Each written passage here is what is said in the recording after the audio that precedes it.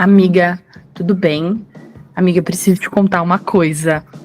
Você não tem noção do que aconteceu comigo. Só um minuto. Salem, desce daí, Salem. Já falei pra você não subir aí. Meu, tá tão corrido. Eu tô atrasada pra terapia, mas eu queria te contar uma coisa. Fui rir tossir. Oi, eu sou a Zá. Oi, eu sou a Flávia. E esse é o Fui rir tossir. O que temos? Um microfone, um sonho. É sobre isso, Brasil. E aí, pessoas? Como vocês estão? Tudo bem, Flá? Tudo bom? Hoje minha voz vai estar um pouquinho melhor, porque eu tô aqui no super microfone. Eu espero. Não tá remoto? Não tô remoto. E hoje eu não dei aula, então a chance. 35 crianças não destruíram 50%. Temos um pouquinho mais da Flávia. Flá, esse mês, diferente dos outros, a gente só teve episódios cheios, nosso primeiro short do mês. Então a gente tem alguns comentários bem bacanas aqui para trazer como retorno do pessoal. E o primeiro foi a nossa participante, Jaque, lá do episódio Desafio de Ser Mãe. Ela falou que foi uma delícia participar, viu, gente? É muito bom participar. Imagina ouvir. Que é mais fácil. Que ela quer um date com a gente. Eu gosto de date. Eu amo date. Fala pra ela. Na verdade, eu sou louca pra conhecer Jaque desde o episódio do ônibus. Mas assim, não tem que estar acontecendo, Jaque. A gente precisa resolver esse problema. Precisamos. E aí já fica, gente. Se você ouviu primeiro episódio do mês de maio das mães, e você gostou de Jaque, vai lá e escuta dos perrengues de ônibus, porque olha... Sensacional também. Cara, pra mim, juro, é um dos melhores, assim. Nossa, eu ria muito. Falava, gente, é sério isso? É sério. Isso é sensacional mesmo. E aí a gente tem uma pessoa... que é a Alessandra, nossa ouvinte também, que ela comentou assim, que ela amou os episódios das mães, mas ela gostou muito também do episódio com as nossas mães. Porque ela achou que as nossas mães entendem da gente e que elas são muito autoastral e que ficou muito engraçado. A gente tentando pegar elas e elas... só acertando. E mais que a gente, né? Porque o que eu falava mãe, você acha que sabe mais do que eu. A Zá descobriu que a mãe dela sabe mais dela sobre ela mesma. Do que eu mesma. E eu descobri que eu me pareço com a minha mãe, eu não descobri, eu sempre soube. Você só reafirmou. Eu só reafirmo em terapia amanhã, graças a Deus. Toda terça às 9. Mãe, eu te amo. É porque você é difícil, mãe. Eu olhar pra você e saber que eu sou você também. Você trocou sua mãe ao vivo. Eu fiz, né? Ao vivo. Você falou, mãe, nós somos muito controladoras. E ela, é mesmo, né? Meu Deus. Dona Fran deve estar na terapia. Eu falei, mãe, tudo isso resume a somos controladoras. É mesmo, né, menina? Nem me conta isso. Primeira coisa, ela falou assim, ela vai falar que é porque eu sou a Ariana. Sabe o que eu mais gostei? A sua mãe, quando ela ia responder sobre você, a ela... E a Mayara, o peso na consciência de falar de uma filha e não falar da outra, foi assim, eu tava aqui me aguentando de rir, assim, porque pra não perder a linha, mas tava muito engraçado. E a Flávia, para de falar da Mayara. A Mayara não tem podcast. Gente, quem se expõe sou eu, quem merece tudo sou eu. Eu que tô aqui me expondo semanalmente. A Mayara, mas nem gosta das coisas. Ai, viu? Mas tudo ela falava. Não, porque minhas meninas, mãe, sou eu. Mãe, é sobre mim esse podcast. Que coisa chata. E pro meu irmão não ficar chateado, minha mãe também não falou, sequer falou dele, mas é mais porque minha mãe pegou a dinâmica ali de falar sobre mim. Minha mãe deu uma travada, minha mãe é tímida, deu uma travada, a gente teve que ficar ajudando. Que eu acho que a minha irmã, lá em casa, como eu falei, depois a gente vai falar um pouquinho sobre isso, todo mundo fala muito, né? E aí, tipo, minha irmã mandaria fácil pra minha mãe. Ué, mãe, só é a Flávia? Só tem a Flávia de filha, né? Não rolou isso? Por quê? Porque minha irmã ainda não teve tempo de ouvir o episódio. Mas quando ela ouvir, ela vai fazer, nossa, mas quer dizer que eu não era? Quer dizer que eu não fazia tudo certinho? Nossa, mãe, credo. Ai, não vai ser mais minha mamãezinha querida. Que é a minha mãe, a minha irmã fala, mamãezinha querida. Ela vai falar, não vai ser mais minha mamãezinha querida, não vou mais aí. Não, você vai ver, porque lá em casa o pessoal é muito neurótico. Tadinha da dona A minha mãe já deu uma adiantada, né? Deu, ela sabe, né? Ela sabe muito bem das filhas que tem. Conhece. E o último episódio que tivemos aí com a Bruna das Surtos, foi uma delícia esse episódio, nossa. É bom quando a gente percebe que tem muita gente doida, né? Que não é só você. Eu me dá um conforto no coração. Uhum. Sabe a história que me fez lembrar por um momento durante quando a gente conversava com ela? A história do Uber.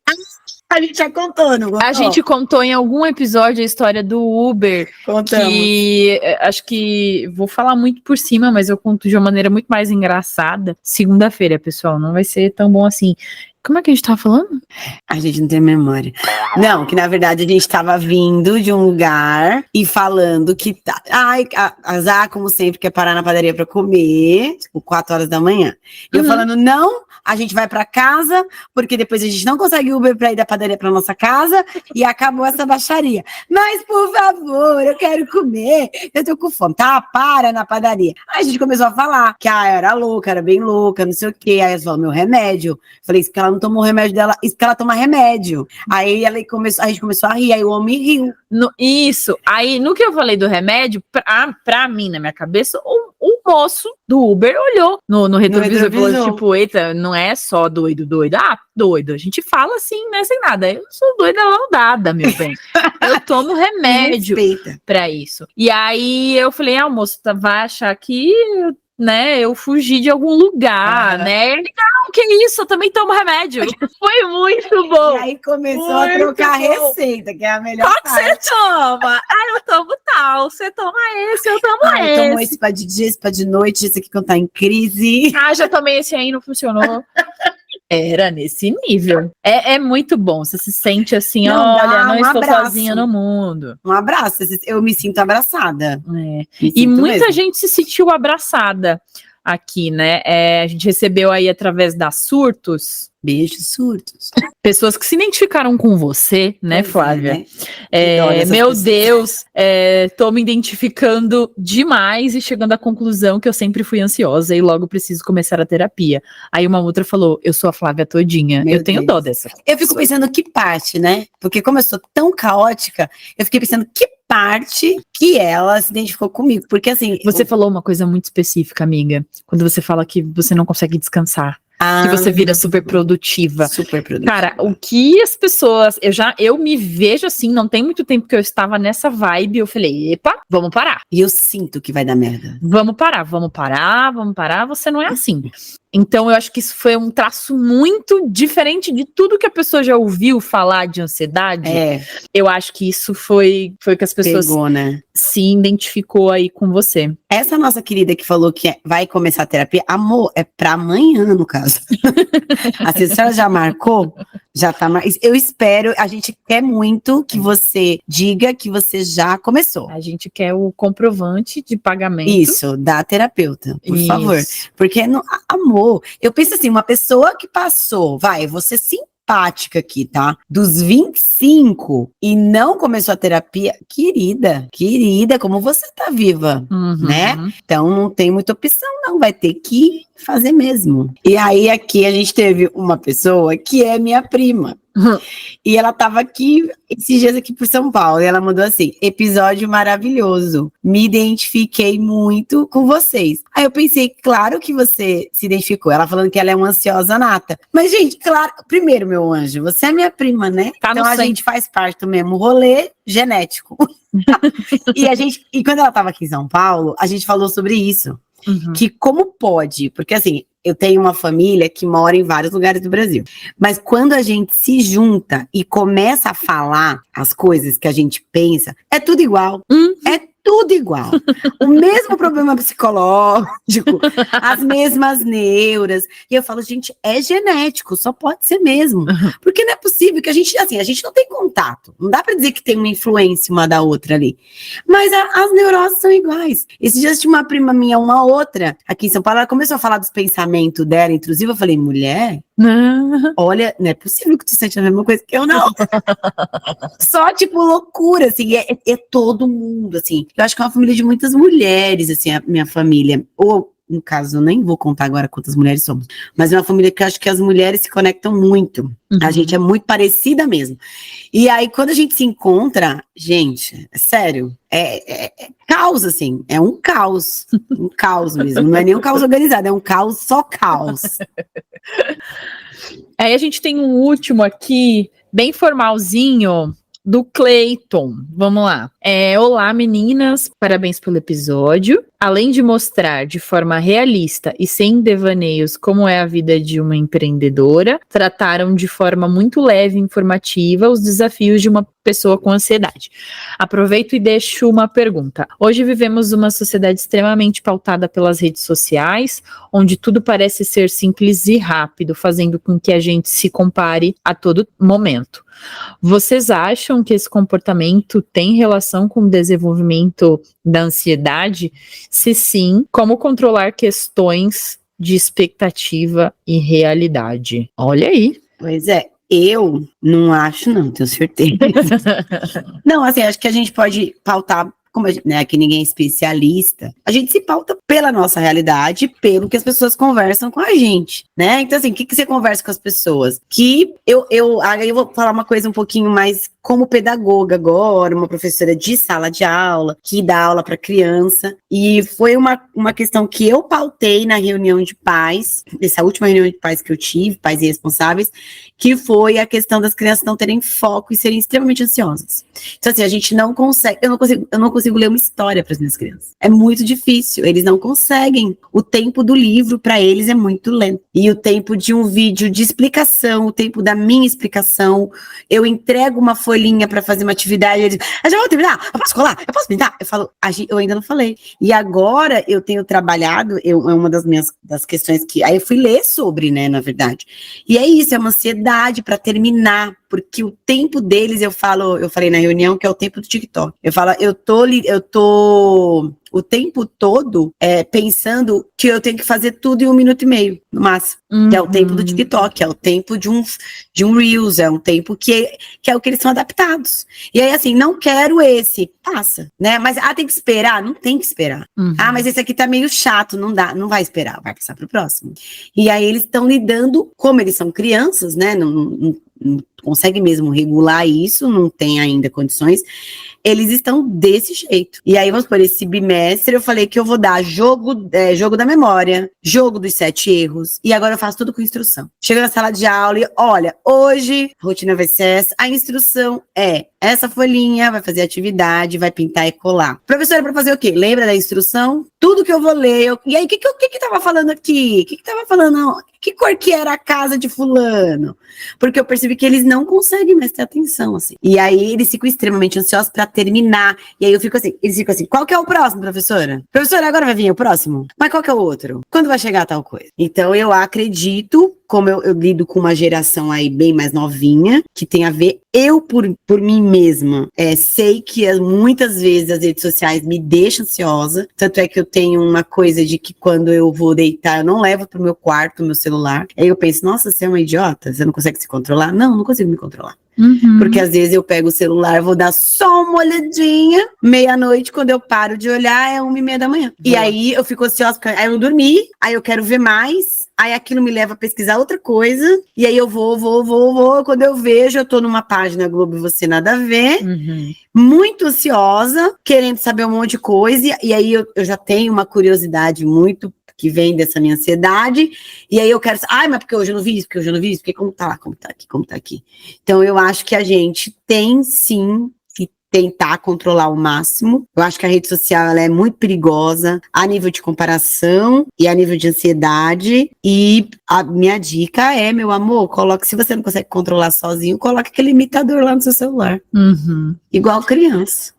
Eu gosto, acho que muito bem pontuado, acho interessante você trazer o seu lado pedagoga aqui, porque tem muitas mães, né, ouvindo a gente.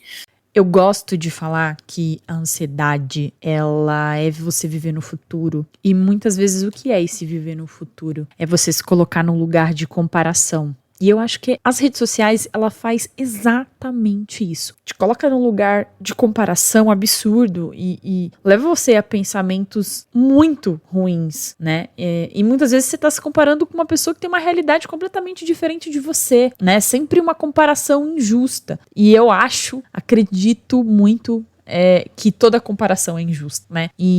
Mas as redes sociais, elas colocam isso de uma maneira muito sutil, muito, você pode, você também pode ter, enfim. E aí você entra numas do porquê, enfim, né? Pensamentos intrusivos que eu acho que as redes sociais às vezes nos causam.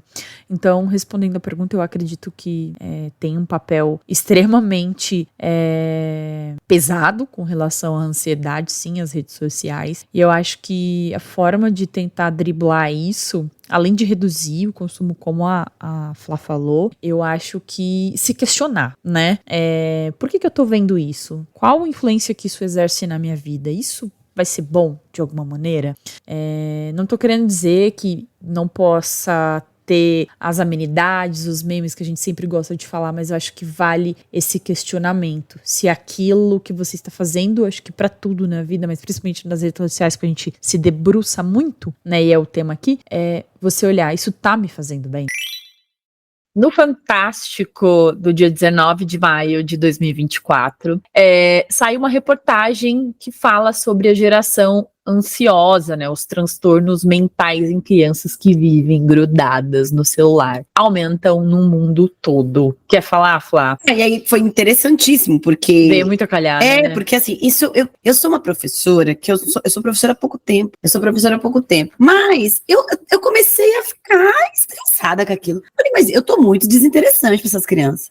Né? Caraca. Aí eu comecei a pesquisar, e eu sou assim, aí quando eu também enfio uma coisa na cabeça, pronto, aí ninguém tira. Aí fui olhar, tal, e não se fala muito disso ainda pra criança. Olha que engraçado.